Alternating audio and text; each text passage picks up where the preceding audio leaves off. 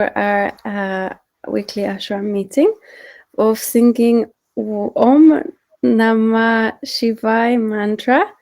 And I got a beautiful sticker from the ashram. I would love to show you, but it's on my laptop that I'm calling you now. I want to ask William, what does Om Namah Shivaya mean, and why is it so commonly used in the ashram? Oh, Om Namah Shivaya. What does it mean? Om is the first. How you can say that is the first sound of creation. Om Namah is kind of I bow for. It's, if you can translate it, but it's also uh, a sound. Om Namah Shivaya. Shivaya, you can say it's your own self. It's your highest self. It means I bow to my highest self. I bow to Shiva. Shiva is the name of God in his holistic form.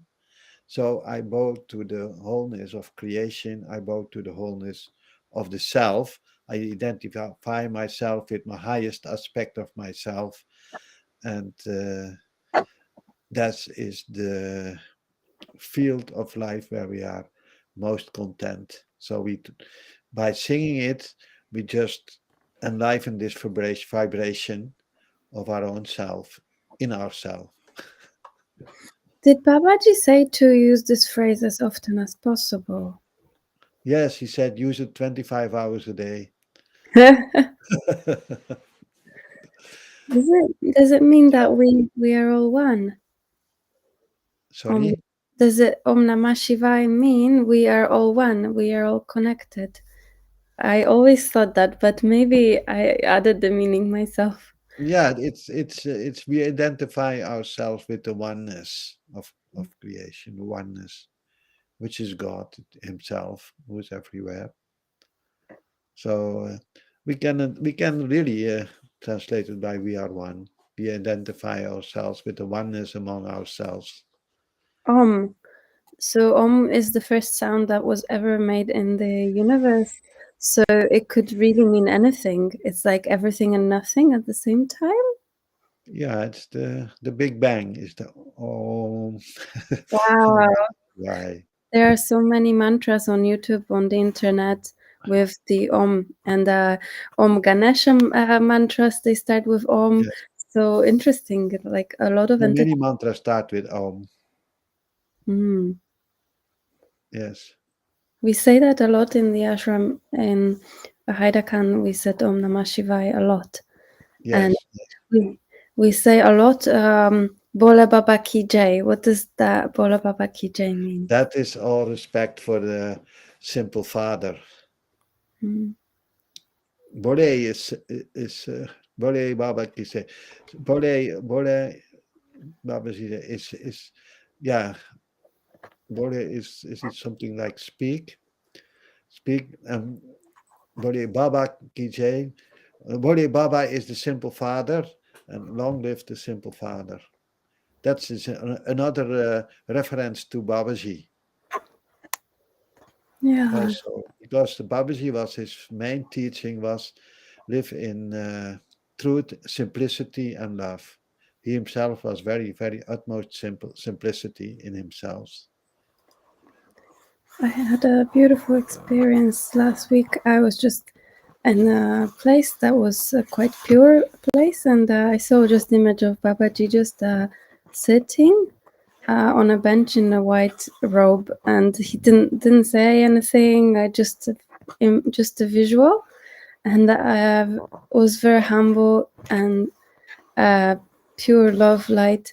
And I thought, I'm very grateful this has appeared to me. I start to understand why people worship, because I had a lot of stigma from previous religions. And I love that Babaji is saying that all religions are equal. But I felt like, oh, I don't need any religions for my life.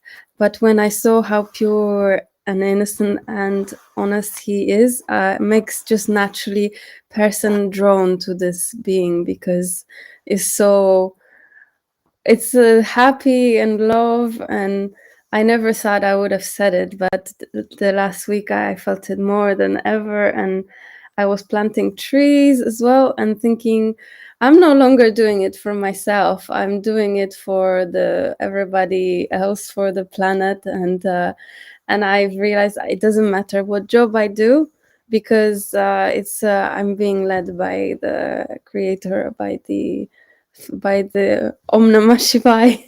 Yes, yes, yes, yes, um, yes, Much joy. It makes you want to do things. yes, Great. It's a good experience. I want to share. I hope it's okay. yes, Very yes, good. very good. Yes. Love to hear such stories of inspiration and the meeting with Babaji. It's difficult to understand. Babaji is a mystical guru, but he appears to people and he Yeah, helps. Yeah. Tell more. it's so universal. It was like when I was planting trees and I was worried for most of my life what job I'm going to do. Will I be an actress, a singer? What is the best I can use my skills? And I wanted to be a healer for a long time, and I it changes when I reach the stage I can do things. And then I realized the best thing I can do now is produce food, healthy food, and plant trees. And as I was planting trees, I had like a looked at the mountains and I had like a big aha moment. And I've realized it doesn't matter what I do, because right now the planet needs the trees the most. Maybe next year I will, or month I will need to film, but I'm no longer, it's not about what my desire is. It's like gives me happiness to just offer a service. And Mm. I started singing, and it was like a Rastafarian song, and it was about a Jah, and made me so happy. And I know Babaji will not be upset with me because I'm singing to Jah or about the Jah, because all religions are united and Mhm. benefit. Excellent. Yes. Mhm. Good experience. Yeah. I don't want to say like I'm joining a cult of Babaji, because it's not a bad cult, it's a good cult. And anyone can join and leave when they want. But I feel it's like a special circle to be in. And it's like you want to share it with everybody, but just not everybody's always ready um, to hear. But whoever is at whatever pace, it's just such a joy to share. That's true. And gradually it's growing. It's a religion without religion. It's happiness without something outside but inside. It's also simple and it's difficult for people to understand because we are running and running around in this world, looking for happiness, and we only need to look inside, and it's there. It's Mm. very difficult for people to understand. You don't need to be a billionaire, nor a millionaire. Just do your things, plant a tree, or do your happy things, and you're a billionaire inside. Yeah, It's a process. It's it's a process of inner growth and a process of inner discovery. And it's a process where most people they're looking outside, and it's the other way around. It's looking inside. Mm. Yeah.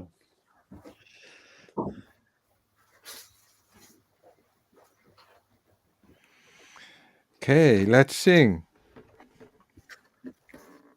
Oh, maybe I say something more about this mantra. The mantra you can do in many ways. You can think it, you can dream it, you can shout it, you can sing it, you can work with it, you can be lazy with it. You can do it always and everywhere.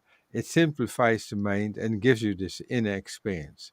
I can tell you that not even the mantra is the most important thing. It's after the mantra, the space after the mantra. If that gets working in you, you find the self, you find what Ilona is talking about, happiness without a reason. It's so nice to be happy without a reason, just to be happy and to help other people or to help a tree getting into the ground.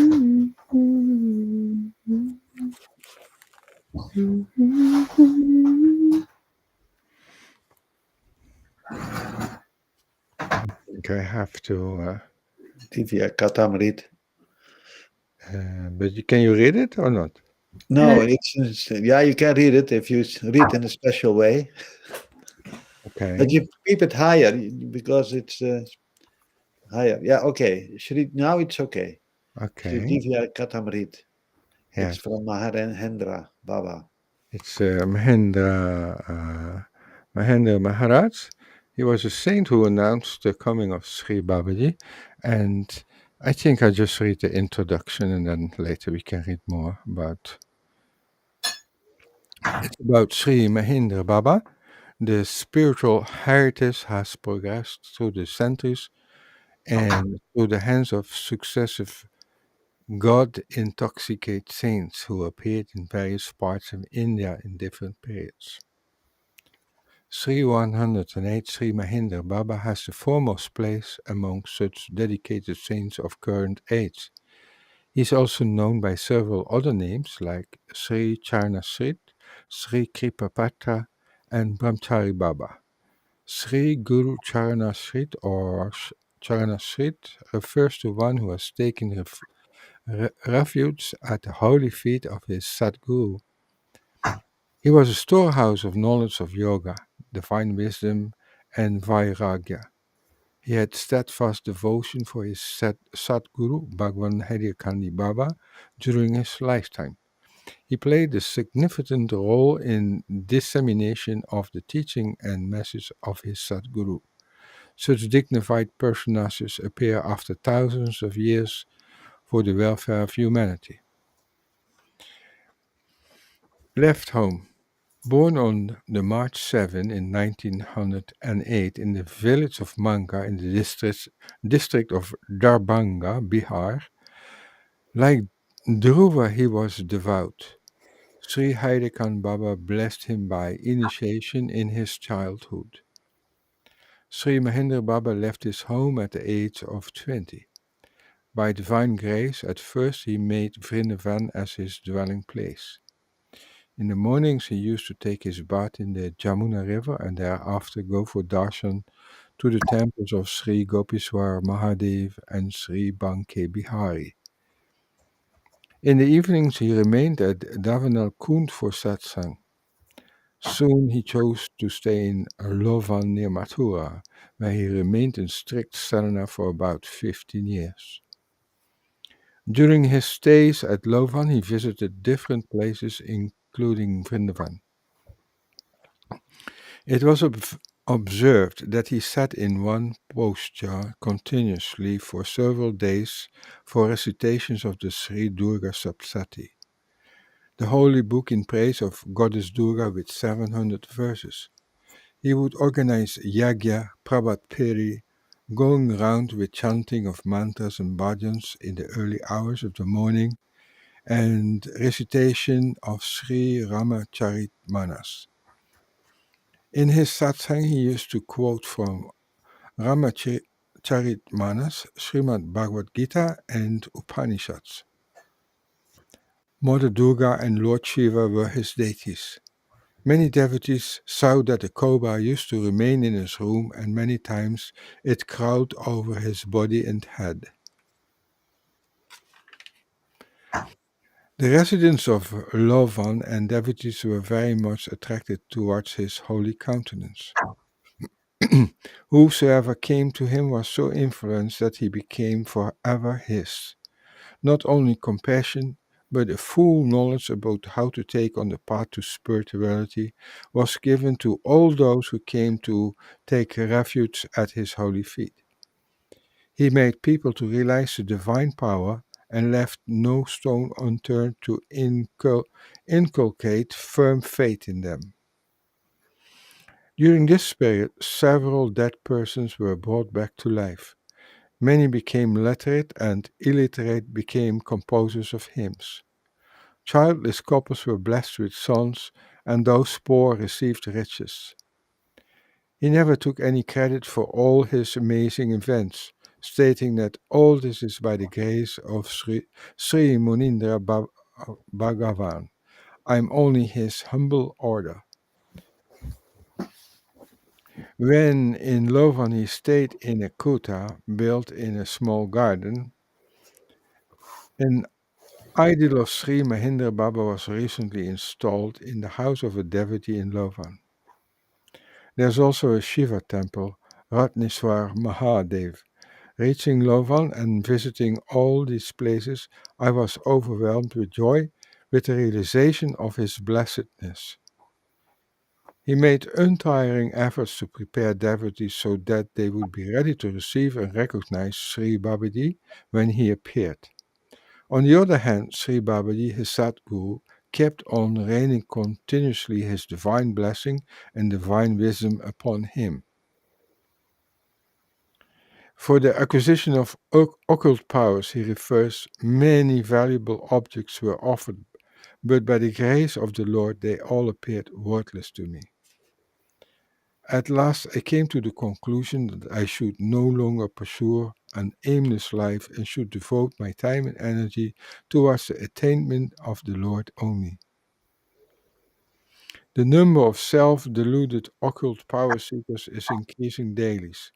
These powers delude the sadhak in such a way that he often ceases to move up the ladder of spirituality. True aspirants ought to avoid carefully the longing for such powers. Next chapter, composition of holy books. Sri Mahendra Maharaj was blessed by Lord Shiva for the composition of holy books and construction of temples for the welfare of mankind. He wrote 6 holy books, Nam Sadan, Punya Smriti, Sri Divya Katamrit, Anupam Kripa, Ashrivat, and Adesh, and Avasha Karma. In addition, he has also written hymns and prayers for Aarti temple services, which are recited in all temples of Sri Harikan Babaji over the world. Nam Sadan is a dearly presented introduction to an important aspect of Nam Yapa, highlighting its fundamental teachings. All other pathways appear tasteless as compared to Nam Yapa. Sri Sadguru Sri Munindra Sri Harikan Baba Ki Punya Smriti highlights the glory of Sri Munindra Bhagavan, him in his praise. Leela and mantras for performing yagas. It is well mixed with the nectar of bhakti. His next book, Anupam Kripa, English translation, Divine Blessings of Bhagavan Sri Harikan Baba, beautifully describes his experience and reminiscences during the Himalayan tour in search of his Sadguru. In the beginning, he has given a thought-provoking account of intellect and faith. Sri Divya Katamrit means divine nectar, narrative of the appearance, countenance, and leelas of Sri Munindra Bhagavan. It is a classic gospel for recitation. In his superb composition, the author brilliantly gives guidelines for spiritual perfection and acquisition of divine wisdom. It's a cream of Vedas, Upanishads, and Gita, composed in the lines of Ramcharitmanas. A drop of its divine nectar is sufficient to deliver the passport for crossing the worldly ocean. English translation is also available for non-Hindi knowing and speaking devotees. Ashrivat or Ades, its English translation, blessings and precepts. The author presents an important aspect of Mansa Yoga, the ancient yoga which by controlling the mind helps human journey to the ultimate reality. Though printed as a booklet, it's a capsule for gaining the wisdom of Vedanta by explaining the identity of Atma and the Supreme Soul, and manifests the significance of harmony in different entities of his vast creation. Avasha Karma is a pamphlet highlighting the command of Lord Krishna for the performance of karma like yagya, charity, and austerity. All his compilations speak and are related to the wisdom of the spiritual heritage of India. They deal with the great classical texts such as Vedas, Upanishads, and Bhagavad Gita. The writings are marked by great clarity and simplicity, thus allowing the devotees to share the movement from outward to inside journey, the realization of the self. Sri Mahendra Baba not only composed literature for Sri Babaji, but also prepared Sri Vishnu Dut Shastri, a Sanskrit scholar, as his co-writer. He bestowed divine intellectual power by tapping 3 times on the head of Shastriji. This made him write books of choice of Sri Mahendra Baba. He made Shastriji an Acharya, the religious instructor of the Haidiakandi order. And I will leave it for that for this moment.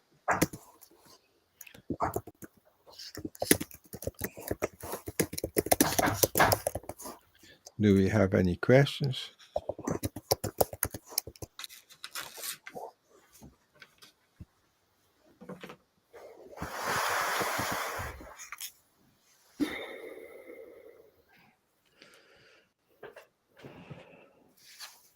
There was a lot of wisdom there. So probably we don't have questions yes, about the book. Yeah, it was an introduction. All the writings he had done. I had some questions during the reading, but I forgot. And yeah, I've first time hear of this person. So he was announcing that Babaji was incarnating soon. Yes. And he wrote a part of the Aarti, one of the first Parts. after the bells in the beginning. This was his inspiration. He wrote it down. He was in the story is that he was in at that moment he was in the cave in Hirakan in this around in somewhere in the 60s before Babaji was there, and then in the night he got this this text, this prayer came to him, and then in the morning he just said, yeah, well, I would like to write it down, otherwise I forget it. So maybe and then some local came and he saw Mahendra Baba and he said to him, you look very learned man. I will bring you a pencil and paper so you can write. So at that moment he could write a part of the Aarti. It is about Babaji, and he got it by divine inspiration, and he wrote it down, and we still sing it now in the Aarti in the ashrams. It's just crazy that he's written 6 holy books, and the text says that he's been healing people just like Jesus has, like people who were illiterate and people who were coming back to life. Yes. And it's first time I hear of him, and it makes me wonder how many more masters like this have been in history that we don't know of. Yeah, not everybody is known. Babaji himself also healed some people, like Mahendra Maharaj. There's a funny story of a saint who wanted to die, and then his devotees said, "Oh, our saint is dying," and they brought him to Babaji, and he got back to life. He said, "Who made me alive again? You know, I wanted to be dead." And then Babaji said, I was so peaceful. Enough of this nonsense down here on the earth. Yes, it's enough. I taught you enough, and then his devotee said, "Okay, sorry that we asked Babaji to wake you up again, but we have some more. We need some more of your presence." And then he stayed a few days more, a few months more, and he went Years more. a few years more. That's kind of him. Yeah, if I had the choice, then I feel like I probably wouldn't want to come back, maybe. But it's a funny story of somebody called back to life, and he did not really want to be called back. Resurrected by mistake. Yeah. I wonder if they resurrect somebody if it takes a lot of energy out of them, such enlightened beings. Probably, it's an and also I think Babaji has connection with the world of living beings, but also with the world of spirits. So yeah, you have to pull back the spirit to a body, and yeah. Yeah, that definitely probably takes a lot of effort. Yeah. Hmm. But Mahendra Maharaj, what for me was a funny note, he tapped 3 times on the head of his disciple, and his disciple became a super writer. It's a Yes. writer. He started to write intensely many books. Um, some of them are very mystical. Some of them are very much used today. It's a new version of the Durga Saptasati. We call it the Hridaya Saptasati. And it's a recent book about with 700 names of the goddess. And it's also a very funny story because there was something with Shastri's daughter. Um, Yes. she had to be present, otherwise Shastri couldn't read. She would channel these inspirations of the Divine Mother and all these names and these verses. They're nicely composed in Sanskrit. Sometimes they're rhyming. If you translate them in English, Yeah. you can see that they are sweet, holy verses. Praising a goddess, not a common woman, which already needs a lot of praise and deserves praise, but a goddess, which is the source of all women, and she gets so intensely praised that all people get kind of. Yeah, the story is that his daughter was 2, 3, or 4 years old, was very young, and her name was Saraswati, and every day he should write something, Shastazi, and then first his daughter came, made a few pages with scratches, and then these were the pages he should write that day. So he started to write these pages. He got inspiration what to write. And the next day his daughter came again and made some pages again, scratches, and he wrote again a few pages. Like this, a full book was developed. Inspiration. Yes, inspiration. Hmm. It was the Divine Mother in his daughter. Yeah. Somebody experienced something very intense. One of my fellow colleagues, filmmakers, and we said a lot of these good movies and artwork, they're a touch of divine, but you need to dilute it so everyone can understand, and it's amazing. Mm-hmm. That's true. That's very true. Mm. Somebody asked me recently, what is the best way to go in within? And I thought, well, meditation to turn off the mind. What other ways can you think of? Any other ways that you could give advice to go inside within? Go in silence for some time. Mm, no talking. Yeah, a strong concentration on duties. There's Yes. a there's an outward form, just performing duties without strain, but with a strong attention. Also makes the mind insight. It has no time for distractions and And just do japa, repeat the mantra, and other thoughts, other distractions are less. So the mind has a natural tendency to go inside. There is a natural tendency of the mind to go inside if it's allowed.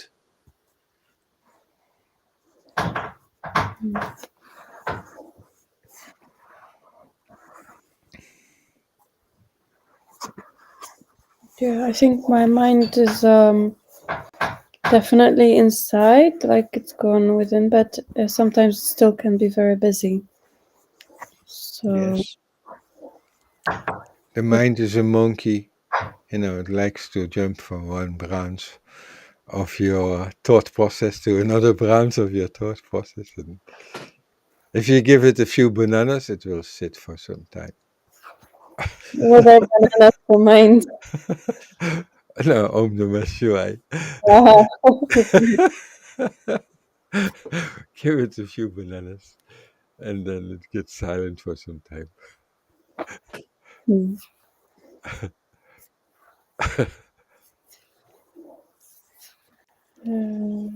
Yeah. What is the name of the rosemary in Hinduism? Japa, not japa. Rosemary, that's a mala. Mala. Yeah. Sit down with mala and say mantras. The prayer with the mala is japa. Japa. It's, yeah.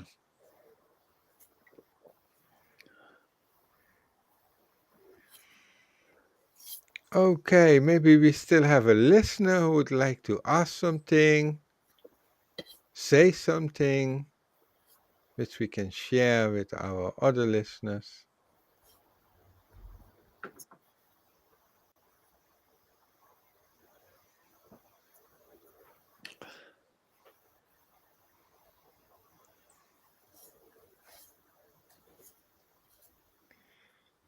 Then maybe, what will we do next week? Read again something? Yeah? Yes, please. Okay. If we can. They're just like a cold shower for me when we read the verses. It's like a splash of cold water on face. Really refreshing. Refreshing, yes. Okay, then we thank our listeners for being with us, and please stay in the studio for